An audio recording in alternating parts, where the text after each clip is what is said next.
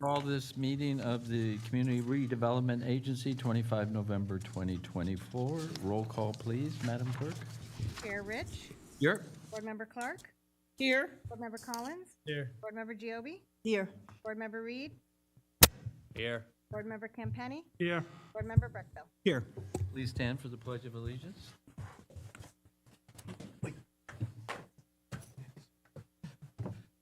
Allegiance to the flag of the United States of America and to the republic for which it stands, one nation, under God, indivisible, with liberty and justice for all. No comment.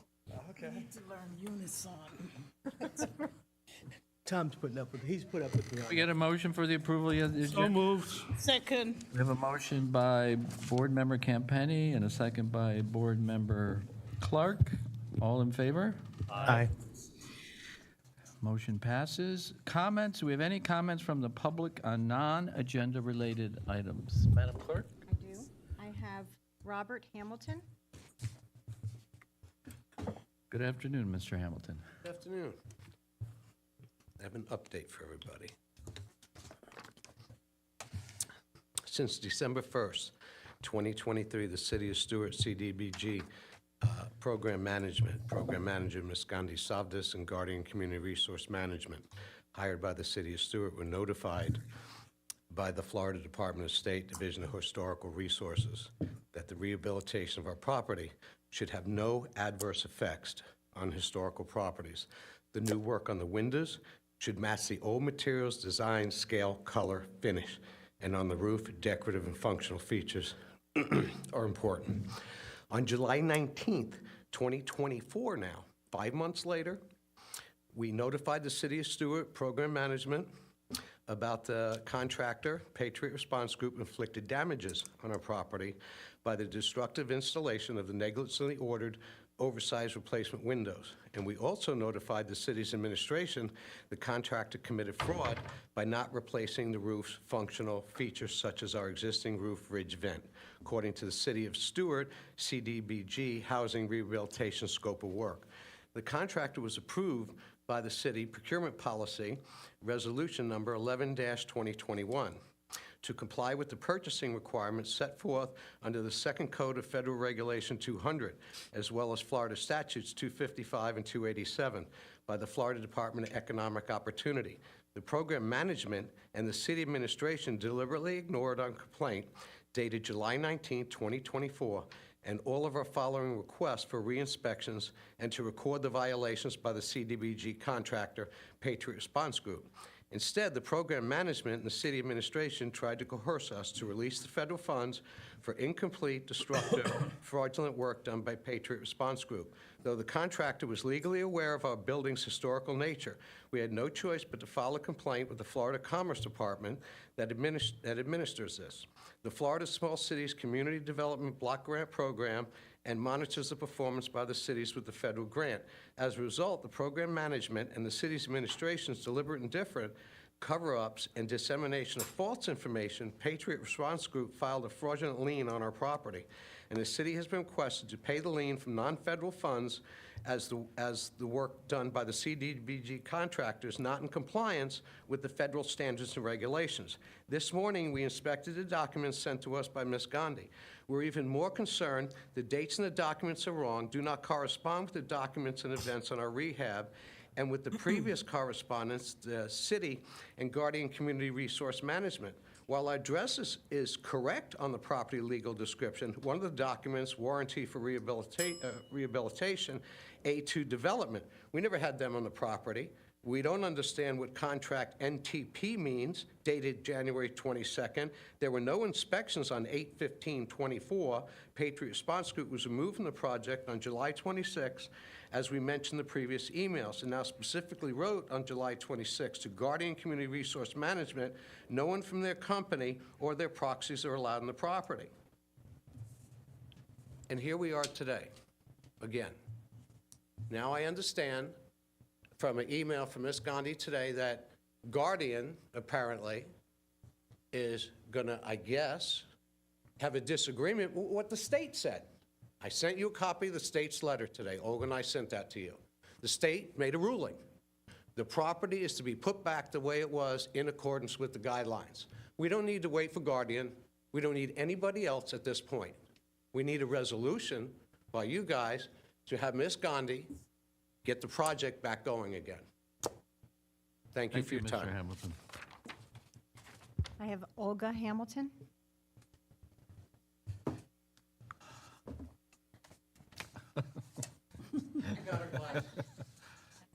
Good afternoon, Mrs. Good Hamilton. afternoon, Olga Hamilton, 311 Southwest 3rd Street, Stuart, Florida. The City of Stuart CDBG Housing Rehabilitation Program. As my husband Robert already mentioned it about the documents sent to us by the project manager, I would like to bring your attention on the wrong dates, and they were intentionally changed on these documents. As the document states that we signed a contract with Patriot Response Group on January 20, 2024. My original documents, hand-signed documents state we signed the documents on March 13, 2024, including NTP notice to proceed. So why these dates on the documents were changed? And now I am concerned what other documents were changed. Also, the dissolution agreement was attached with the documents signed on our behalf by Mr. Pinol Gandhi Savdas. We did not authorize this dissolution, voluntary dissolution, stating that 100% all the work complete, 85% windows complete. Why our names even on these documents? While we are not disagree for the City of Stuart paying from non-federal funds, and you have all means to return this money from the Patriot Response Group as they sign it legally documents and acknowledge these documents that they are responsible for destruction of historical property. You can easily return this money. But I'm very concerned when our homeowner's name used on these documents signed by city officials without our knowledge. Who they were sent to, but I will request probably official inspection of all the documents. Thank you very much. I am upset with this fact. I am upset with the fact how far the city officials can go and produce these documents with fraudulent dates on them. I understand maybe Guardian Community Resource Management sends these documents to Mrs. Gandhi Savdas, and she just signed them. She has a lot of things to do. I will play devil's advocate. But when the city officials sign the documents, they need to check. Are these documents true and correct? We have surveillance camera depicting that contractor Patriot Response Group removed their trailer on July 26. They were fired on July 26. Thank you. Thank you, Mrs. Hamilton. Madam Clerk, any other I'm sorry, I have no more. Okay, Mayor? comments by board member? Board member Collins? Yeah, just along that lines, I don't know if Pinal or Mike could answer if there's a discrepancy with these dates on their forms. I don't know about the dates, but as far as signing the document, we were authorized by Florida Commerce to make that payment because there was a lien put on the property and they wanted that lien to be removed. So that was one of the dates, I think that's one of the documents that they're talking about that the city signed off on. Just in the short story of what happened was, they applied for the CDBG grant money. They applied for the CDBG grant funding.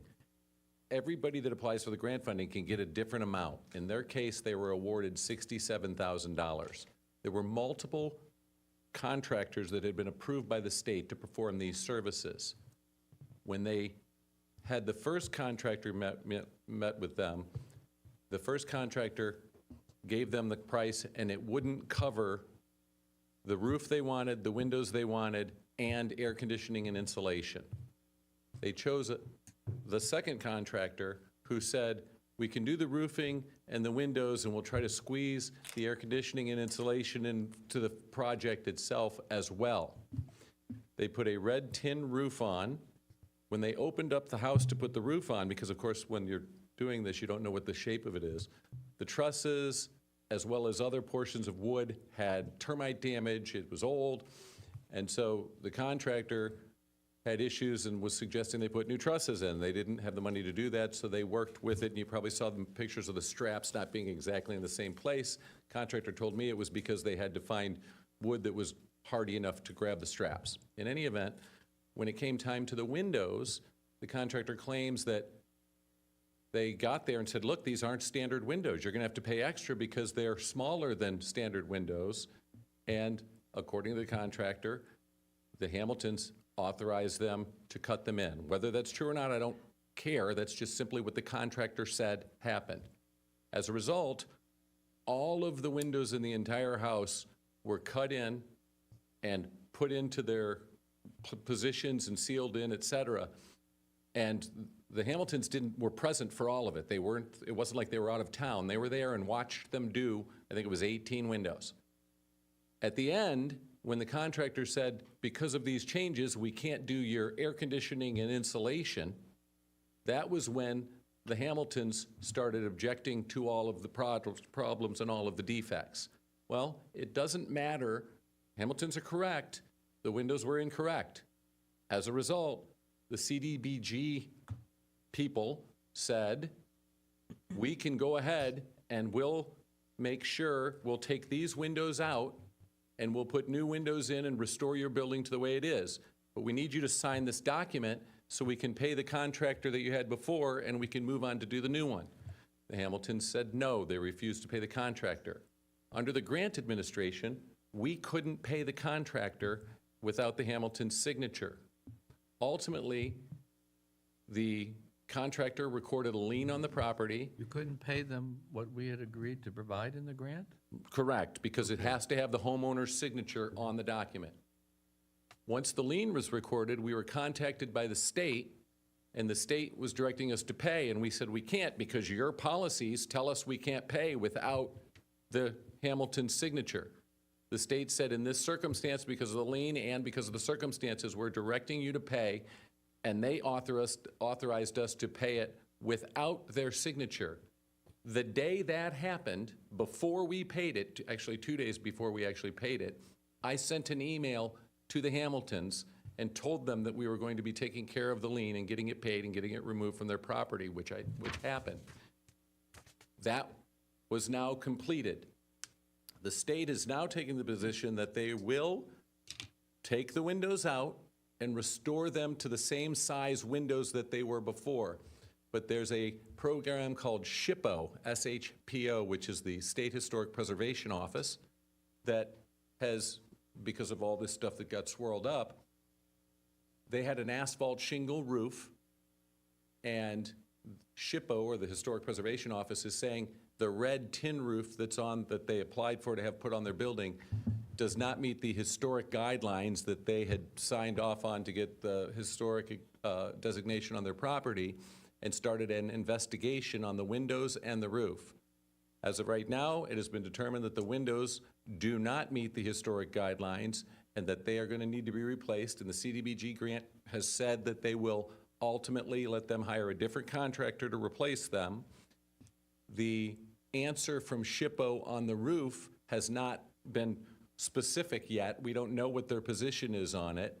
The last communication just mentioned the windows.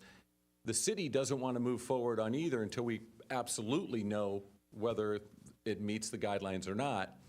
But as it goes, we will be getting the funding for the new windows from whoever they have it from Florida Commerce, and they'll be taking the old windows out and putting the new windows in.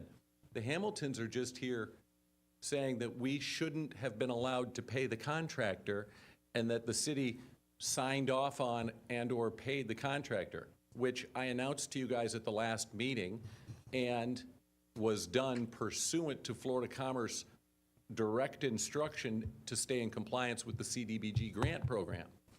As we sit here today, I don't know what relationship they have with their new contractor. I don't know what they're going to do or not do for them, or whether they're going to include the insulation and air conditioning system that they want. But it doesn't matter to me. The Florida Commerce has said they are willing to pay for what it costs to take the windows out and put new windows in. The Hamiltons then take the position that, well, taking those windows out means that the other contractor shouldn't have been paid, because if you take those windows out, then the work they did doesn't really mean anything. But the contractor says, look, we did it on Mr. Hamilton's instruction. We didn't know that he had a historic preservation restriction. He told us to put these windows in to save money so that we could do the AC and the insulation. Again, none of it really matters in the end, because the CDBG grant program is paid the original contractor, and the Florida Commerce and CDBG grant program is going to pay the contractor of their choosing to put the correct size windows in at no cost to them. So the And it'll city be is, it. the city is not being asked to expend additional funds. No. Is that correct? Correct. So we have to take there's no action we're being asked to take. I'm not sure what Mr. Hamilton wants you to do. We spoke with the Florida Okay. Commerce directly. So this is the problem with, Federal funds, excuse me, Mr. Hamilton, okay. No, listen. Mr. Hamilton, could you let me finish speaking to Mr. Mortel?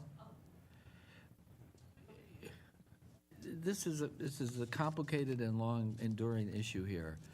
Perhaps we should put it on for a more in-depth discussion. I'll So I seek a can little tell you. guidance maybe from the more I'm happy experienced to do that, members. but we should Because actually this wait. sort of ad hoc trying to address it is not working And- for, it's clearly not for the Hamiltons. And we don't have the final answer from SHPO, which is the Historic Preservation Office. We literally got a letter this weekend or today about the windows, but it doesn't talk about the roof. And ironically, when we were on the phone with But them let's- about paying it. To address this at Right. length in response to public Excuse me, comment. I have a really Board Member basic Campany. question. Okay. Why is this in the CR, why are we talking about it at this Right, meeting? because We didn't expend any CRA funds, Well, did we? it's the program was done through the CRA. The CDBG grant program was operated by the CRA. You could only qualify for it if you were in the CRA, and. It wasn't citywide, but So they it's a managed it. I'm sorry, it's a citywide I don't care who managed it, that's up to you Right. to manage it. It's not a CRA program. I don't know why we're here talking Well, about it. CRA funds were used. The We're administrative here cost of the talking about match it came from currently the because CRA. of public comment, Right. which is what we don't like to so- find ourselves doing. What I would So propose is it's that. not fair to either Right. the Hamiltons or the city. Once in the my view. SHPO investigation is completed, and we have a letter addressing the windows and the roof, I'm happy to add it to an agenda, and we can reconcile the whole thing. But the city is not going to get ourselves in a situation again where we authorize anybody to do anything while that investigation is pending. I think, I would agree with Council Member, Board Member Campenny's remarks. I think it belongs before the City Commission, not here. Well, it would still end up, if I set it for a hearing, it would be in the CRA because the matching funds were paid by the CRA, and that's who did the program. Okay, Okay, okay. but I'm going to reiterate what I've said before. Yeah, I know. We should have nothing to do with a program like this because we don't have any, we have very little power and we have all the blame. All the blame. I agree. So But let's we have two other programs, which we're going to discuss one of them in a little while. And then we have another program, the paint up program for homes. And I think those are the programs we should concentrate on. Nothing whatsoever So to like be this. fair, Here's the letter that was. we all sent- received it, Mr. Hamilton. One second. Well, he painted a very different story because the city was put on notice. Mr. in Hamilton, that's January why, of excuse me, 2023. Mr. Hamilton, that's why I asked him to set a full agenda item, which you will be allowed to speak at length and in depth regarding the issues of concern to you. There's not really a place for this and that's fairest. Then we'll Actually, understand. What's fair if the city had did their job, and if she had did her job and he did his Okay. job? They have fail-safe programs, sir, Mr. Thank you, Mr. Campenny. It's in the program. Thank you, Mr. Hamilton. They have fail-safes in it. Thank you, Mr. Hamilton. Okay. We have no other public comments, so do we have comments by board members? Mr. Breckbill? Board Member Breckbill? I just had a couple things that I wanted to mention, and I'll try not to, this isn't something I'm going to try to bring as a surprise, but it's something we looked at a long time ago. In the CRA, we've looked at opportunities that have come up in the CRA. And of course, the money that we get, their tax dollars, have to be respent there. One of the things that we had looked at a number of years ago, and I think it's just sitting on the table someplace, is doing something with Flagler Park, tying it into Seminole and completing the connection there into Flagler Park, putting the splash pad in Flagler Park and improving some of the equipment, the playground equipment in Flagler Park. It's one of our greatest resources. It's a park right on the river. And there's not a lot of things there for young people to do and young families to do. So anyway, I just wanted to mention that we haven't looked at that for a while. I know there were some plans drawn up and all. And, I just think it's something that maybe the CRB or CRA should take a look at again and see if it's something that the city may have funding for. It's not a major thing, but it would be a benefit to the younger families in our community. Anyway, that's it.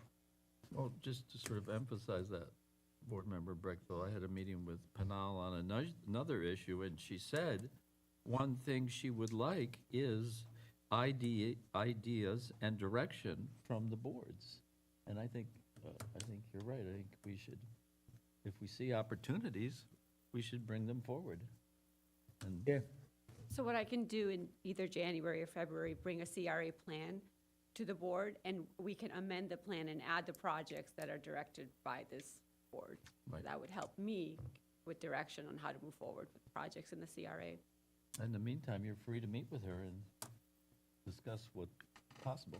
Well, yeah, and I'd just like to look at that plan again, because I remember there were some people that did that work for free, and it improves the parking downtown, and it also provides a nice play area for younger families and for grandparents, believe it or not, too, to be able to. So I appreciate that. Thank you. Board Member Reed? I just wanted to say I agree with you, Rich, about having an agenda item specifically to this Hamilton project. I actually have a whole folder with, 150 pages printed out that I've been going over the last couple weeks. So I'm in support of that. So it's not a back and forth exchange from the public comments and us up here. That's all. Board Member Giobbe? I agree, and I understand the frustration from Mr. and Mrs. Hamilton, but you would also agree that this is not settled this way, so let's have it on a full agenda that we can discuss it and address it, and hopefully we can come to a resolve. Thank you.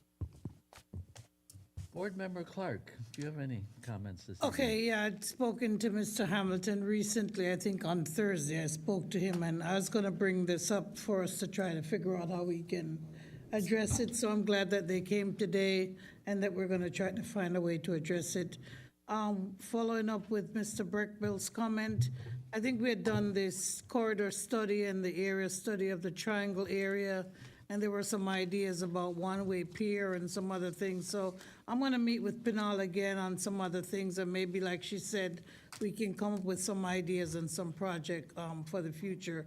But I know that in the triangle area, we've have a whole bunch of work that the Regional Planning Council had done, and we kind of just focus on the US 1 corridor landscaping thing, but there's some other things in there. So just gonna go back and visit that with Pinal. Thank you. Board Member Collins? I have none. Board Member Campenny? do you- I have none, thank you. Thank you. Moving on to the action items. Item number 1, CRA budget amendment. Mr. Baggett, would you like to read that for us? Resolution number 15-2024, CRA, a resolution of the Board of Community Redevelopment Agency, also known as the CRA, of the City of Stuart, Florida, authorizing budget amendment number 2 to the fiscal year 2025 CRA budget, appropriating and authorizing the expenditure of funds for Memorial Park Improvements Phase 4, providing for conflicts, providing for severability, providing for an effective date, and for other purposes. Do we have a presentation by We do. staff? Would that be you, Mr. Martel? That would be me today. So the reason I chose this picture is because this is actually what Memorial Park looked like in 2007. This is a cement ditch that went across this way, and then it intersected with another cement ditch that went across and around through here. This was actually the memorial area, and then you can see the band shell there and the shuffleboard courts, parking, the racquetball courts, and tennis courts. Up until, and then there was a little cement pad there where the stage is. But up until about 2007, Memorial Park was literally unusable. It was so bad that when Kiwanis were originally awarded Kiwanis Park, the city manager of the city told them they could have any park in the city that they wanted. And they picked Kiwanis Park over Memorial Park because it flooded so bad that literally more than 6 months a year was unusable.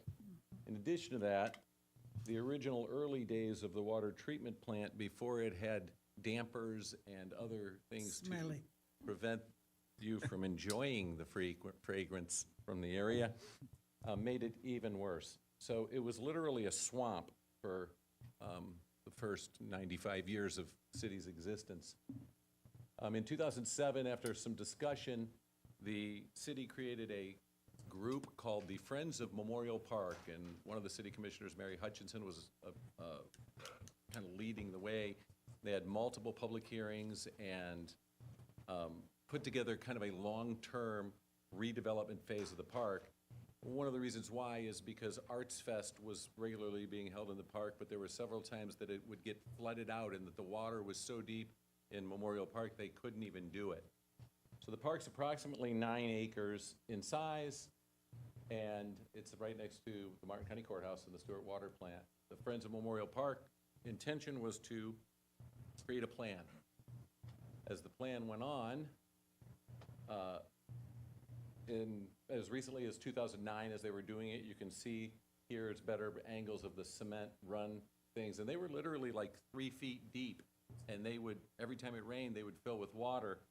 Problem is they still couldn't move enough water out, so all of this area through here would be completely underwater, and this would be wet to like sloshing sponge feel.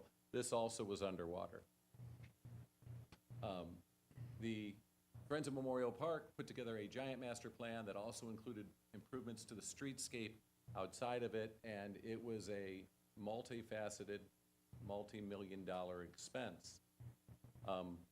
This is what the park would look like after a rain, and this is not after a hurricane. This is what it looked like every summer afternoon. You can see like the water lines from where the rain and water's really lifted up to. It was a very common occurrence for the park. It would be unusable. Okay, this was what the Friends Memorial Park were identified with as what they should redevelop. They got together and they put together a redevelopment plan, and here it is. The plan included a splash pad up here where the band shell is, as well as the design, and then the big memorial, which is right here, and then ultimately an amphitheater and performing arts area down at this end. During the course of time, as it moved forward after 2010, it was all conditioned on funding, but what they did is they broke it into multiple phases. And as you can see, number one, the main entrance, Veterans Memorial, and this is kind of paginated wrong, but one was this main area, and then the number two is the tot lot and playground and restroom area that was going to be adjacent. The restroom ended up getting changed as well. 3 says the children's play area as well. 4 is the amphitheater outdoor seating. 5 is a public restroom, which is here. 6 is the off-street. So you can see this is cut into the park, and there were parking spaces diagonally cut in here in the original plan. And then 7 was just landscaping down the center of the road. Several of the items were changed over time based upon public input, one of them being the splash pad. What was surprising is the number of people that really wanted to save the band shell. The band shell became the holy grail, and so it was do not touch the band shell.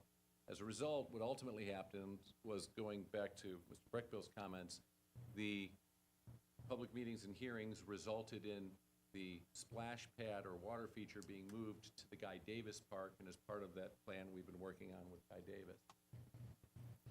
In any event, the good news is that in 2010, the Friends of the Stewart had got their project together and started doing the design of the new project.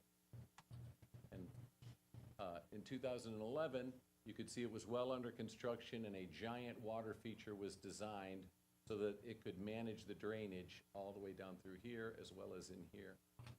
And it started construction. As you can see, nobody touched the band shell. Ultimately, when it was completed, it had this full water feature drainage system that not only worked to make the park dry, but it actually filtered the water to make sure that it wasn't going through the cement drainage hall right into the road's drainage system and right out into the river, but instead gave it a chance to percolate into our superficial aquifer. It also became the new home of the Veterans Memorial, which you enter right off of East Ocean Boulevard. It is now used 12 months a year, both day and night, by residents.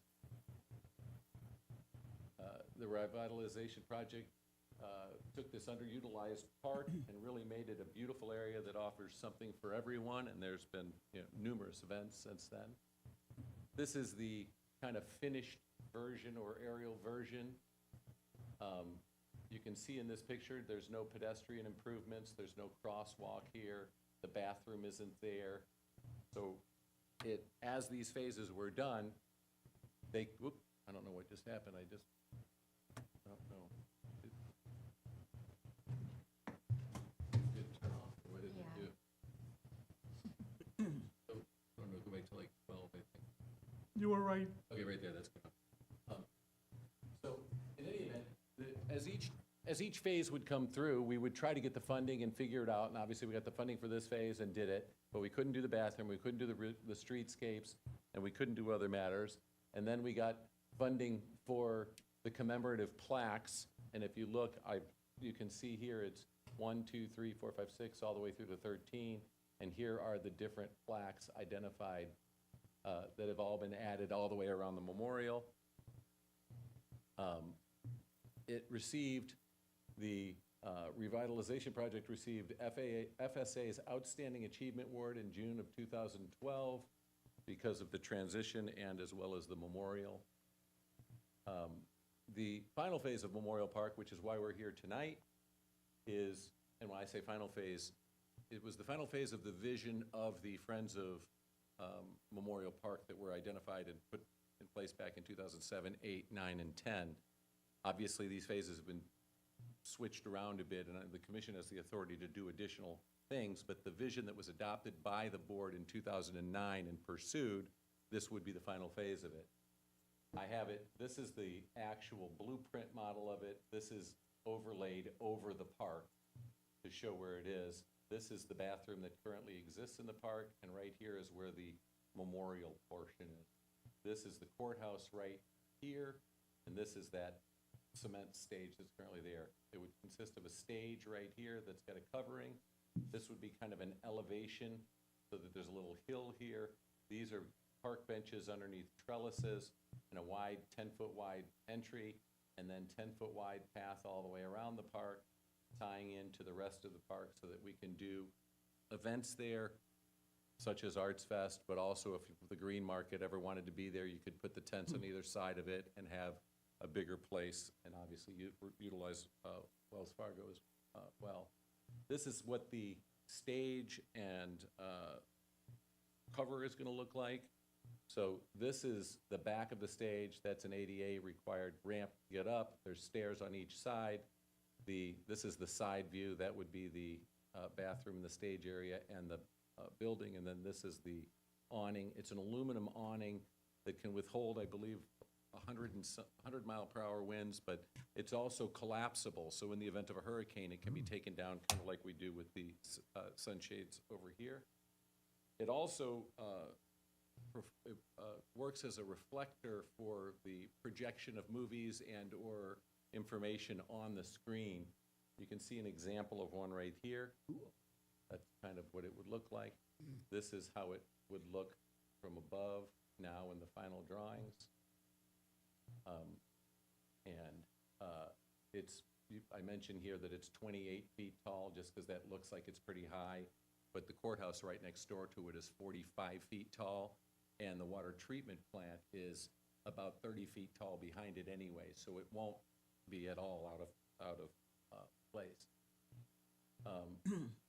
This is the final phase or portion of the park, and essentially what we're here for tonight is that, and some background on it, that happened over the course of the last couple of years.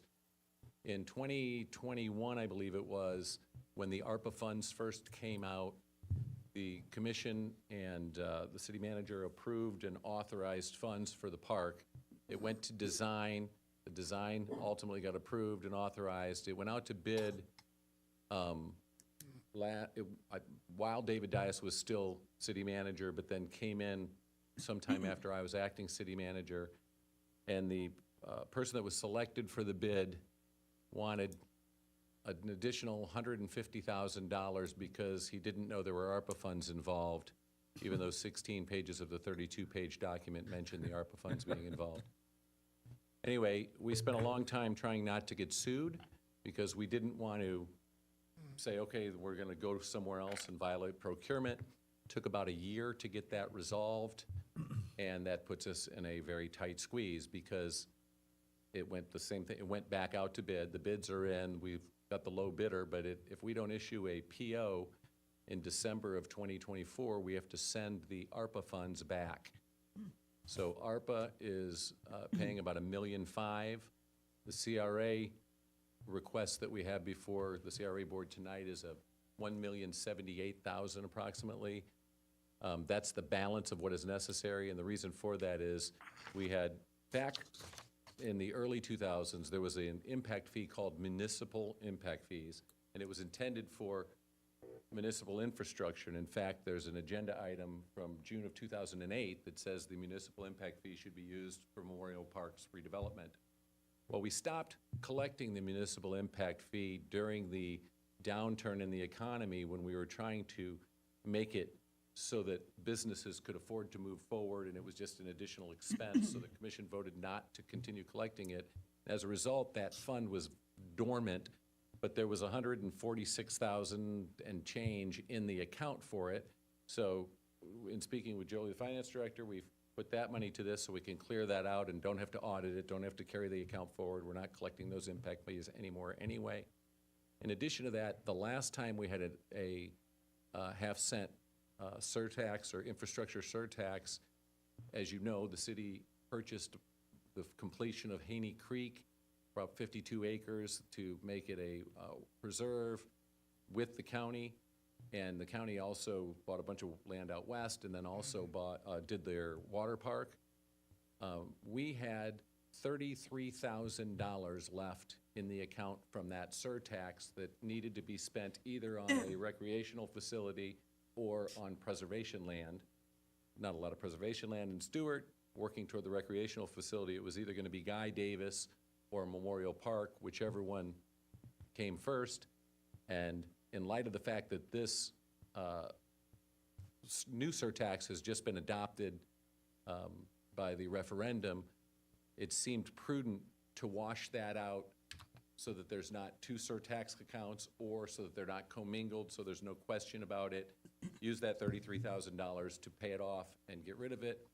And then finally, it leads us to the matching funds that are approximately $1 million of the CRA. Jolie is in the back room, but the CRA has the funding available to pay it. It just wasn't budgeted because at the time, we didn't know if it was going to go forward because of the dispute we were having with the bidding issue as it related to last year. So we need a budget amendment. And then at the city commission meeting, in the event that the budget amendment happens this afternoon, there's also a city commission meeting for the commission to award the bid to the lowest bidder to move forward on it. But I wanted to do the presentation during this meeting because that's where the money is. Do any of the board members have any questions for Mr. Mortel? Having not been really part of it, but been at some of those park meetings, and I know Eula was there, and I guess you were there, and it's been a long, drawn-out saga. I'm surprised Mary isn't here just to, to have She's a... working full-time now. Yeah, so I she's know, got the- at Apogee. But the fact of it is, it's really, it's a great opportunity for the city to finish a really good project, and it's going to make the park perfectly complete. I mean, from the driving past it and seeing the finished product, and when you have Arts Fest and you have other events in it, it's really going to be nice. And Mr. Chair, we can finally have a place where we can have a concert, we can have things, and it will be under, and it won't be like it's haphazard. We usually borrow the county stage, or Right. we jump up on that platform, and And it's It also, hasn't- it's, when we talk to performers, they're very concerned about their instruments and their equipment, and it really didn't have any protection from the weather, so we needed to build the structure behind it, and it actually has a bathroom that's going to be built in as part of the stage with an air-conditioned room behind the stage that obviously we can lock when it's not being used, but then when it is being used, you can turn the air conditioning on. If someone's performing and someone else is waiting to perform, they can be inside. And right now, if someone's performing and they have to go to the bathroom, they literally have to walk through the crowd up to the bathroom that's at East Ocean Boulevard and use the facilities and then walk back to the bathroom. But more importantly, if it really starts to rain or anything, their equipment is at risk. There's nothing to get it out of there or to help them. so if somebody else wants to make the motion, Just any other questions of I just have a Mr. Martell? question. So, it says here that the CRA fund balance is $1,078,000, but I noticed that the actual total cost is $2,557,000. That's what I said, $1.5 million is ARPA funds. Oh, okay, thank you. That was my question. And then $33,000 are the surtax, and $146,000 is the municipal impact fees. Can I make a comment, or just as? Board Member Brickville? I've been following this and a long time as well, and the city has done a really good job of providing the arts and entertainment. But what we've missed, and frankly the reason Fort Pierce has more of it and others, is we don't have a venue that's large enough to seat enough people to afford to bring in major entertainment. That's the reason Lyric doesn't have any higher entertainment than all they can afford is about 25,000 with their seating capacity. And this, I think, is still going to be, what, 2,000 or 3,000 it will seat? It's obviously not going to have fixed seating, so it's whatever you could stand in 8 acres, I suppose, but the memorial portion of it's off to the side. I would guess it's probably more like 1,500 to 2,000 than 2 to 3, but I haven't done the measurement to see what it is. And I know that back in 2010, Lucido and Associates literally did a distribution and showed, like, if there were seats, what it would look like, but I can't remember what the number was. And I think that's going to be a great thing for the city from a cultural standpoint, because we do have that gap in between, and most of our entertainment locally a lot of it is all privately funded, either through other people who sponsor events and entertainment, or through the Lyric, which is a nonprofit agency. So I think it's a really good program for the city. And the last thing I mentioned, though, is to make sure we take a look at just a couple minor things, how we can enclose it and keep people out. So it's, the design had been approved by the CRA and the city commission before. It was approved and sent to bid before I was city manager.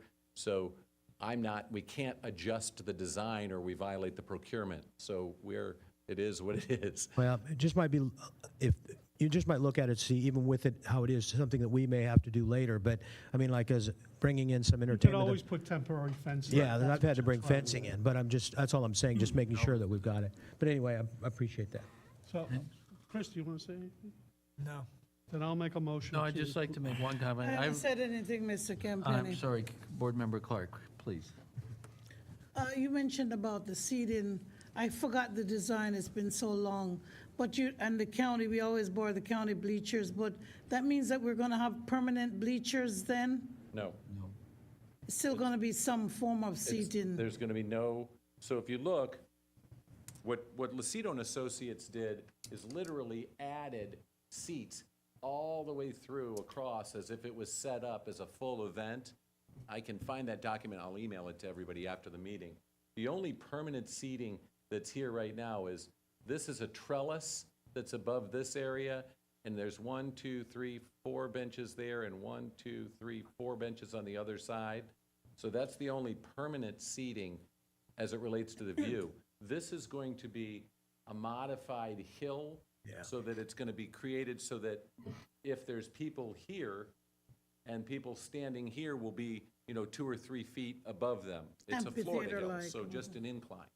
It's not anything it called? major, Is- but is- it'll be that enough called to elevate festival them seating? above the people in front of them so they can see it. Grassy knoll. Yeah, grassy knoll, that's a perfect example. It'd be a perfect place to assassinate a president. And then this boardwalk is a 10-foot wide pavered boardwalk that's gonna tie in. And you can see right here, like where the other boardwalk already is. You see like the line there? And then the width of it that increases right there, you can see where it kind of expands out. And the purpose for that is, we wanted it to be at least 10 feet wide so that it'll be able to support trucks. And so there'll be a gate here up at East Ocean Boulevard that can be opened. The gate can be opened and a truck will be able to drive through, drive around this. See how there's a back in here? This is designed so it can pull in, unload, load everything onto the stage, and then it can literally pull out and pull back out and get back out of the park. We can also do that for Arts Fest and for green markets and/or any other events that might take place in the park, so that you can do a one-way thing when people are leaving and literally flow everybody in and out. But there's been a lot of discussion and efficiencies, and they met with the Arts Council, they met with Martin County, and they met with the courthouse, and obviously they had the public meetings, and they, went over a lot of these details over the course of the last 14 years, because that's how long it's been in the making. Any other questions, Board Member Clark? No, I'm willing to second Mr. Campaign's motion if he finished making it. I don't think he started it. I think I'll make a motion to approve. I think Board Member Collins has a question. or- To All I was approve going to the- say is thank you for bringing this forward. Yes, Mike, it's been Thank you a for long supporting time, it. and you were a commissioner when it all It's been a began. long time. I actually would have bet money it wasn't going to happen, to be honest Thank with you. Mary and the group that It sounds that like a put this municipal together. project. I'd only like to comment that we did consult with Jim Trolsky, who is a professional musician. Yes, we did. And that was a very strong complaint from musicians about being abandoned outside. Yes. So this is Yeah, terrific and the for big the thing is band. is their equipment. I mean, Yeah. they don't care so much about themselves, but their guitar or their actual amp is like, don't mess with my stuff. Well, those a couple thousand extra seats make a difference too. Oh, yeah, that helps too. And with the sun as well. When Yeah, you yeah, have the shade of the Well, and the pitch of the lightning, shade, the stage and the courthouse puts that stage basically in the shade for most of the afternoon, like past 1:30 or 2, it's in the shade, which is great. The chair will now entertain a motion on this item. I'll make a motion to approve. Second. We have a motion by Board Member Campani and a second by Board Member Clark. Is there any public comment on this item? Seeing none? Oh, 2 thumbs up. Are there any comments by? I think we're ready for a roll call. Seeing none, I think we're ready for a roll call, indeed. Board Member Madam Clerk? Collins? Yes. Board Member Giobbi? Yes. Board Member Campani? Yes. Board Member Clark? Yes. Board Member Breckbill? Yes. Board Member Reed? Yes. Chair Ridge? Yes. Thank you. Mr. Baggett, will you read item 2 for our consideration, please?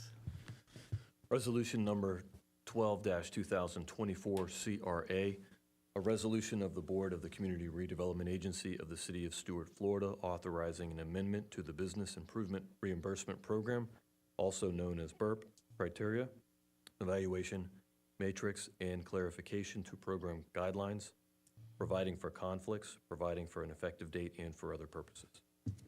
We have a presentation from staff? Yes. Yes, thank you. Good afternoon, CRA Board members. Jordan Pinkston, CRA Program Manager for the record. As you're aware, the intent of the Business Improvement Grant Program is to further the CRA plan objectives to eliminate blight and assisting property and business owners in the redevelopment of existing buildings, site improvements, improve property values by creating an aesthetically attractive frontage that is inviting, improve visitor experience, and stimulate private investment within the CRA. To give you brief history, the Property Improvement Grant Program was launched in 2009 to encourage visible exterior improvements to the commercial and residential properties in the CRA. The grant program provided a matching grant of up to $4,000 per property, and the grant was eligible for improvements such as windows, doors, signage, landscaping, roofing, architectural, streetscape, parking lots, and decorative shutters, amongst other improvements. The program had a successful application rate, including signs, awnings, new windows, landscaping, and architectural designs. The program was amended in 2016 and 2017 and renamed to the Business Improvement Reimbursement Program, or BURP, what we call it today. The program provided a reimbursement grant of up to $10,000 per property to match private funds. The grant was available to commercial businesses for exterior improvements that enhance the property with improvements including windows and door replacements, decorative shutters, signage, landscaping, and streetscapes. Architecture and exterior facade improvements were considered on a case-by-case basis. The program was amended again in 2018 to replace eligible exterior improvements from exterior signage to replacement of non-conforming pole signs to conforming freestanding or monument signs to encourage and provide financial support and bring exterior signage into compliance with the city's land development code. At the direction of the board, the program was significantly amended in 2021 to encourage commercial property owners to upgrade landscaping on private property and bring the compliance to the city's land development code where feasible, and many of the properties within the CRA were construction prior to the adoption of the code. Also in 2021, the evaluation matrix was amended, further encouraging property owners to provide landscape improvements as part of the overall site improvements and restrict funding for improvements such as replacement of windows and doors, replacement of existing awnings, exterior painting, lighting, and decorative shutters. Over the years, the BURP has not only benefited from commercial businesses located within the CRA, but in conjunction with other programs and projects our department offers, it has helped the CRA meet our mission, which is to plan for a sustainable economic future while protecting and enhancing the unique character of the city. This program has provided local businesses with the CRA with some financial relief for improvements such as curb stops, resurfacing, restriping, mural preservation, entryway improvements, pavers, benches, monument signs, awnings, and the list goes on. That's just to name a few. It is important to note that the majority of these improvements were not contingent on meeting a landscape requirement prior to 2021. The city has funded 43 businesses and invested $300,000 to property owners under this program with a 40% return on investment. This calculation does not account for surrounding properties that ultimately would have appreciated property values as well due to neighboring improvements. Overall, the BURP has generated over $120,000 in TIF for the CRA and has contributed to over the 20% average increase in TIF revenue over the past 5 years. This item was presented to the CRB on June 4th, 2024, and the Community Redevelopment Agency on June 24th, 2024. The board discussed and deliberated regarding the BURP guidelines and suggested removing the landscape requirements, restrictions for awning replacements, and broadening the overall scope of eligible improvements. The board also recommended creating a separate landscape program that would focus on bringing commercial properties into compliance with the land development code where feasible and would be offered year-round. Staff has developed a separate commercial property landscape improvement program that will address landscaping and irrigation, which will be discussed in the next agenda item. The program is designed to support revitalization efforts and reduce blight and improve the appearance of building facades that have an impact on value on the property and marketability of surrounding area. Staff has made amendments to the agreement that reflect the intent of the program's mission, which has been successful in the years past. The CRA will continue to do outreach efforts to promote the program, including distributing newsletters, distributing flyers, local businesses, mailing postcards, and social media outlets such as Twitter, Facebook, and Instagram. The grant provides funding for a comprehensive enhancements to a building's facade. A facade is defined as the principal faces of a building that is on a public street. Eligible projects will include replacement, repair, or addition of at least 2 of the following: building facade materials or elevation enhancements, exterior architectural amenities, excluding any outdoor dining program establishments, exterior lighting, awnings and canopies, decorative fences, parking lots, driveways, and streetscapes, exterior cleaning and painting, replacement of impact or non-impact energy efficient windows and doors, sidewalks on private property, replacement of wall air conditioning units on a building to energy efficient central air conditioning systems, replacement of non-conforming pole signs to conforming monument signs, dumpster enclosures, architectural or engineering landscape services or design with a maximum of 500. Staff does recommend that for extensive streetscape improvements that the applicant also utilize the commercial landscape improvement program. And it is important to note that all enhancements must be located on private property and comply with zoning and building codes. Any eligible expense incurred prior to the execution of the BURP agreement or work performed without the required permits will not be eligible for reimbursement. After an application is submitted, staff will review it for completeness and score it with the evaluation criteria standards shown on the screen. Grant applications must score a minimum of 50 points to be considered for funding. A score of 50 or more points does not guarantee funding, however, and all funding is contingent on the remaining fund availability. On October 1st, 2024, the CRB was presented the proposed amendments to the BURP, and the board recommended approval to implement the revised program guidelines. Other items discussed at the meeting were to create a loan program for businesses to purchase or improve their property and phase out language that promotes asphalt parking lots to encourage pervious surfaces. On November 5th, 2024, staff provided an update to the CRB regarding the potential for the CRA-funded business loan program. Staff let the board know that they had met with the city manager and city attorney, and many factors were discussed, such as loan qualifications, bank participation, public records, financial information, interest rate, property liens, and funding allocation. But currently, we just simply do not have the resources to manage a program of this stature. Staff then suggested alternatives to the BURP program as a way to further assist businesses who would like to improve their facades. It was previously mentioned by the CRB that we could increase the match amount and overall budget to the BURP program. There are other cities and counties in Florida that offer similar programs to BURP, which support facade improvements as part of economic development initiatives. Some municipalities offer a large financial maximum match amount, while others provide a higher percentage match. Staff presented Martin County's property improvement program to the CRB as a possible example, which uses a 80-20 formula. The CRA will provide 80% of the project cost as a reimbursement up to the max of $20,000 per property to supplement private funds and pay for the design and construction of the improvements. So for example, if a project costs $25,000, the CRA would pay maximum of $20,000, making the owner's responsibility only $5,000. On November 5th, 2024, the CRB motioned to approve resolution number 12-2024 CRA to amend the BURP guidelines without any funding changes. At this time, staff would like to open for discussion and request a motion be made to approve resolution number 12-2024 CRA to amend the BURP guidelines. Do any of the board members have questions for Jordan? Commissioner Clark?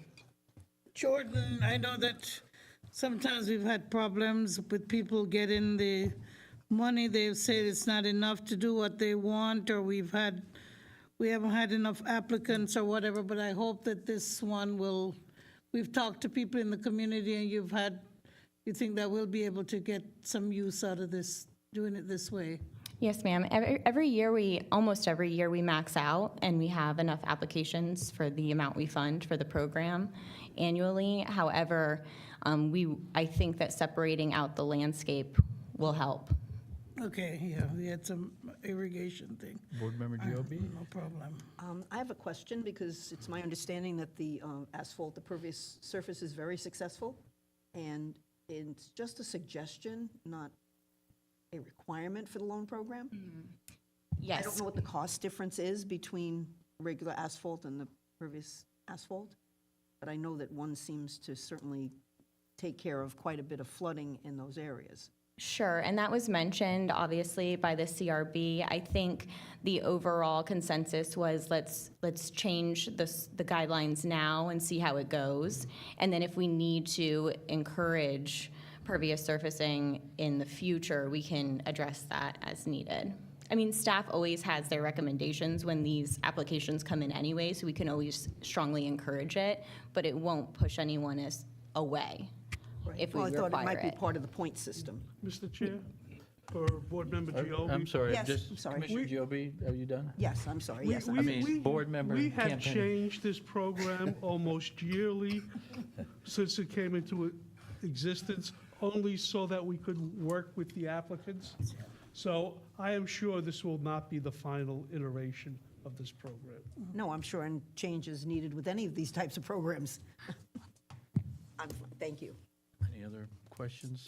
Mr. Chair, if there are no other questions, I'd like to move for resolution number 12-2024 from the CRA. We have a motion by Board Member Clark, I'll second. a second by Board Member Campanelli. Is there any public comment on this item? Madam Clerk? Mayor Rich, I have some questions.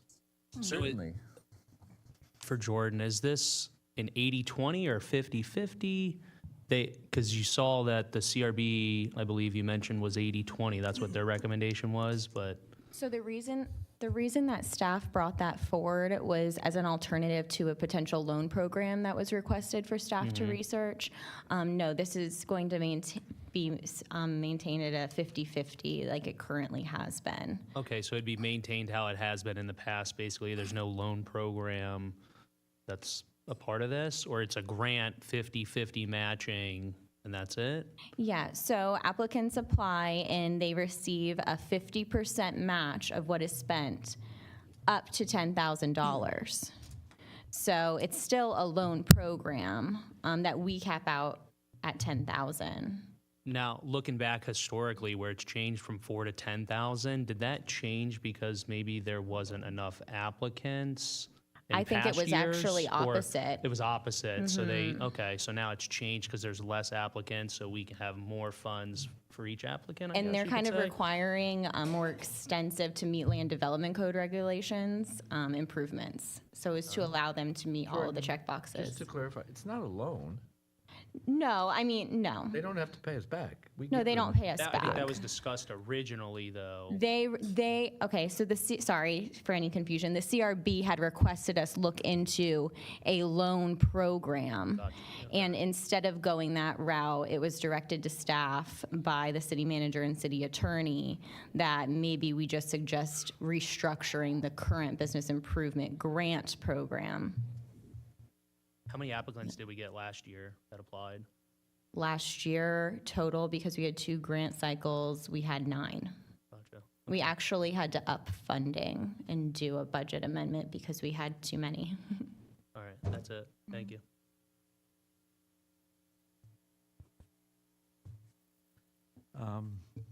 Okay, see no other questions or comments from the board? Roll call, please. You got a public comment? I asked for public comment, and there was none. Board Member Clark, Yes. Chair Rich, Yes? Board Member Giobi, Yes, Board Member Collins, Yes. Board Member Breckbill, Yes. Board Member Reed, Yes. Board Member Campanelli. Yes. Thank you. Mr. Chair. Mr. Baggett, will you read item 3 for our consideration, Mr. please? Chair, could I just make one comment relative to that last item? I didn't want to make it prior to the vote, but We've already voted on it. I know, that's what I'm just, all I wanted to say is, I still think as a committee, we need to look further into the loan program. It's going to affect what's being built in town. It's already affecting what's being built in town, because your source of funds determines what you do. And, you know, if you can't get residential funds and all you can get is commercial funds, you're going to do commercial. So the lending program, I think, is a significant thing. And I think I know it takes some administration, but there's people out there that will administer that. So anyway, I was just saying, I think as a committee, we shouldn't let that die necessarily. I think you should work with staff and perhaps bring forward an item for And I'll say, consideration. one of the reasons we were concerned about the lending can't hear program, you. one of the reasons we were concerned about the lending program was sunshine. If we're going to be vetting someone's application, as soon as they submit their tax return to us, and someone does a public records request for all their financial documents, we're going to have to give them up. And then the second thing was, if a person borrowed $50,000 from the CRA, but they had a $600,000 first mortgage, and they defaulted on the 50, we'd have to pay off the $600,000 to secure the 50. So it would be a real financing thing, and we would probably fall under some banking regulations that would be a lot more complicated than we could manage at the current time. Like Mr.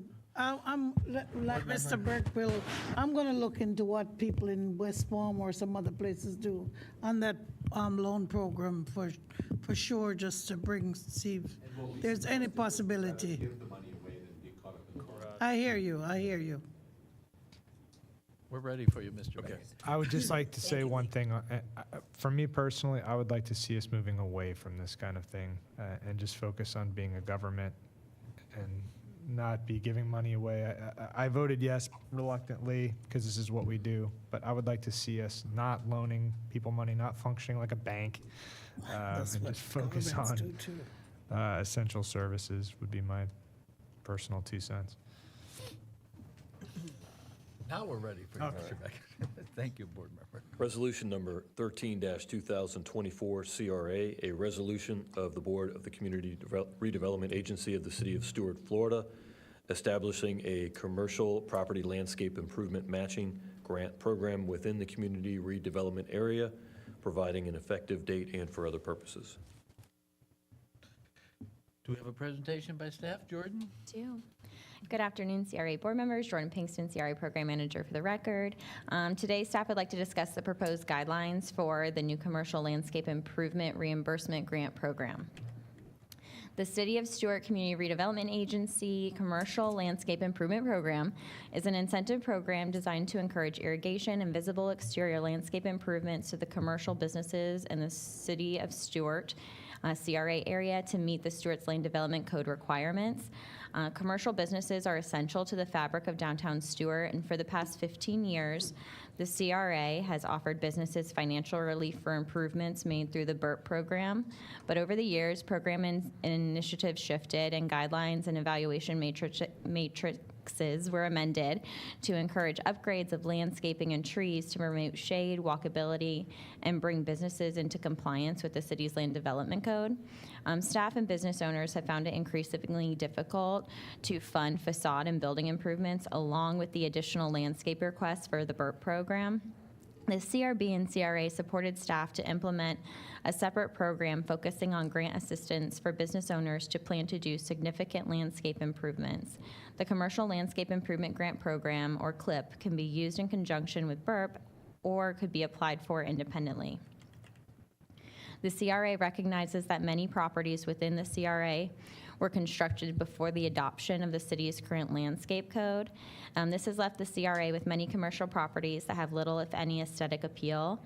It is the intent of the CRA to rectify this situation by encouraging all eligible applicants to upgrade landscaping along the perimeter of a commercial property that abuts to the public right-of-way and interior parking lot landscaping to enhance the visible appearance of the property and provide shade along streets to improve walkability and promote economic vitality.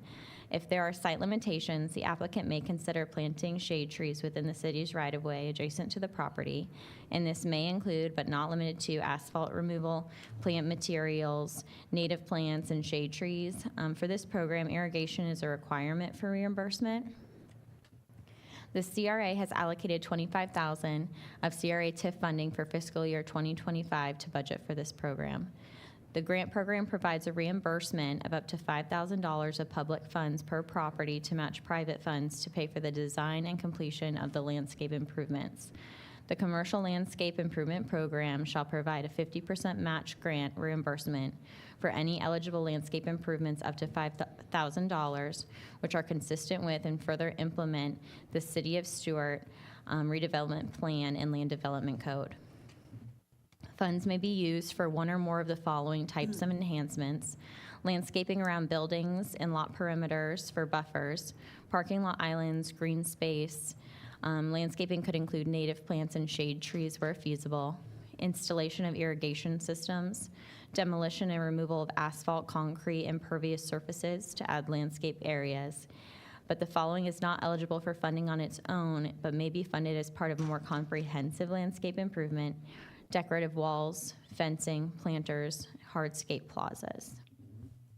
Similar to the BURP, the applicant shall assume responsibility for maintenance of the improvements funded with the grant for a minimum of 3 years.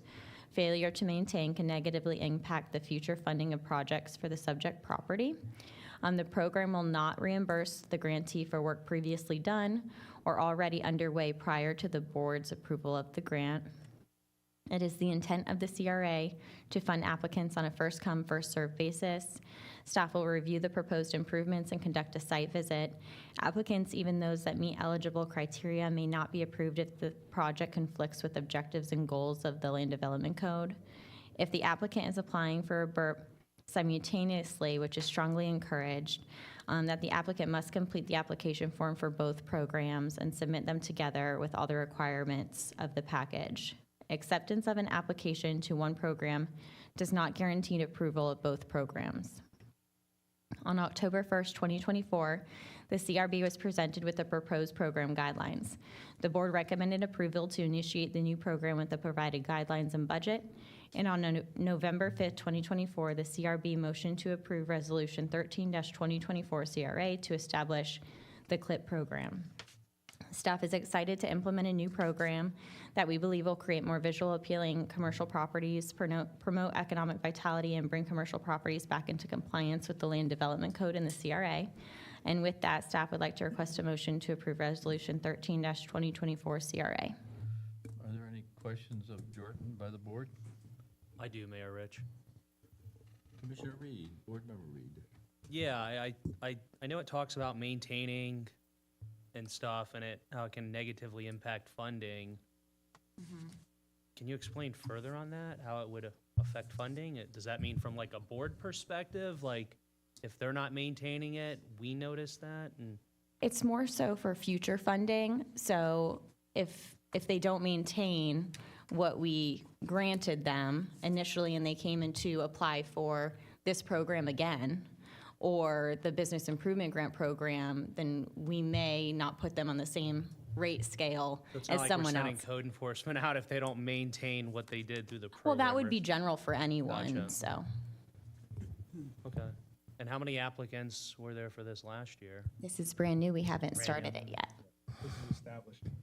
Yeah. Gotcha. Okay. Commissioner, Board Member Yes. Reed, that we did this from the CRB's perspective. Because of irrigation? Well, yes, in order to remember. break it apart. And so it's a minor program when you think about it, but it also is a trial. So this Again, was created then, I think I remember last year, through the last program that we just discussed, you were limited because they needed irrigation?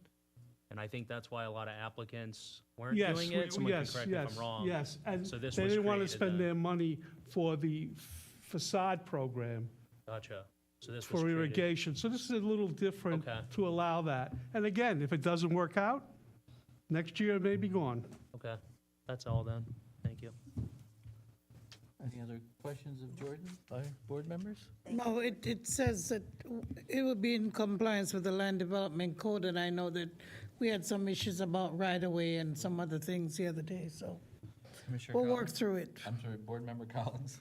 I think it seems reasonable, but to push back a little bit on your point, once these things get established, it seems like they never die. You have a point there for sure. So, again, I'm just going to say to separate it made some sense if we're going to keep the other program, and apparently we are. You know, I'm more on your line when it comes to this kind of stuff. Right. So, I don't know what else to say, but the CRB did recommend this program. Board Member Breckbill.